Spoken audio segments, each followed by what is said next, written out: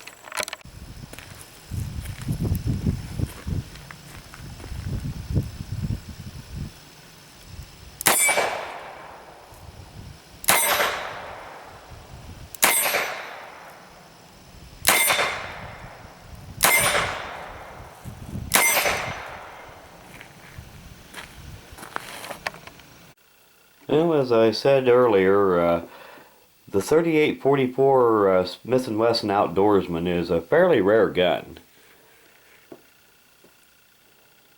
Let's see if we can get all these markings to show up here. Of course, been made in 1952. This was before they began assigning model numbers to them. They had named models back then.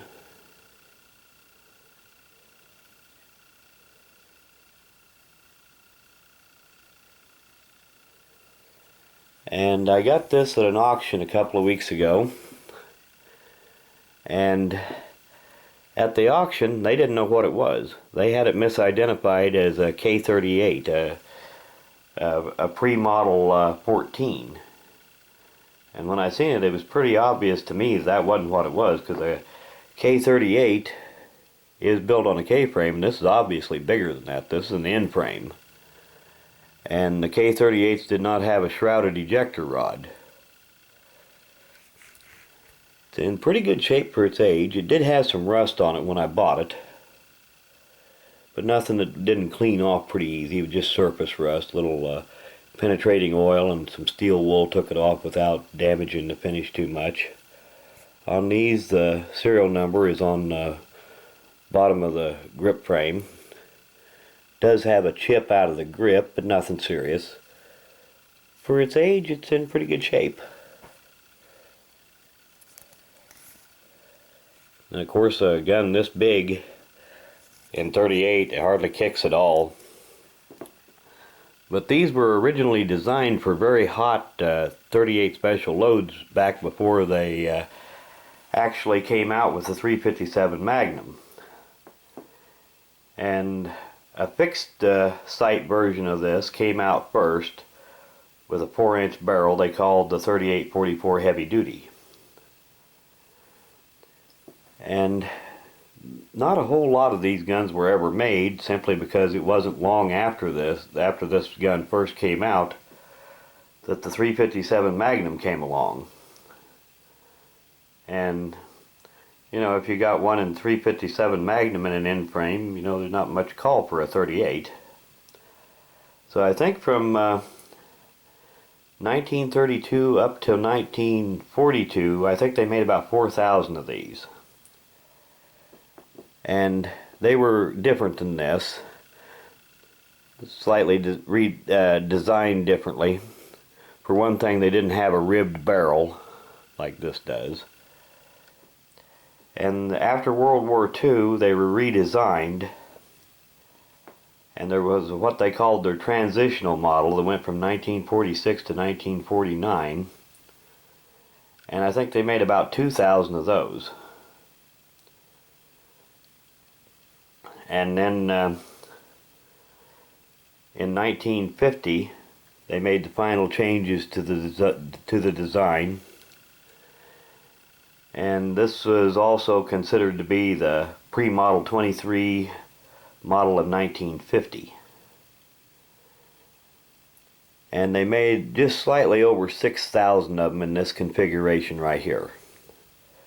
And in 1957, they went to the numbered models, of course, which was the Model 23, and it's the model Mark 23 is the rarest one of the bunch. I think I read someplace that less than 100 of those were ever made between 1957 and 1966. But like I said, I got this at an auction. I don't think anybody else there knew what it was, or else I never got it as cheap as I did. I got this for $510, and actually, if they'd wanted to keep bidding, I would have went to $1,000 on this gun. It's not mint condition, but for its age, it's pretty good. I've seen a lot worse. But I wanted to give you a good close-up look at it here. And I want to do an end of video shout out. And this one here is for Mojo Nixon. Simply because, as far as I know, he's got the only other 3844 Outdoorsman video on YouTube. So you might want to go and check his video out on his 3844. It's in a lot better shape than this one is. And I'll put a link to his channel in the description of this video, and if you get a little free time, go check it out. Well, thanks for watching.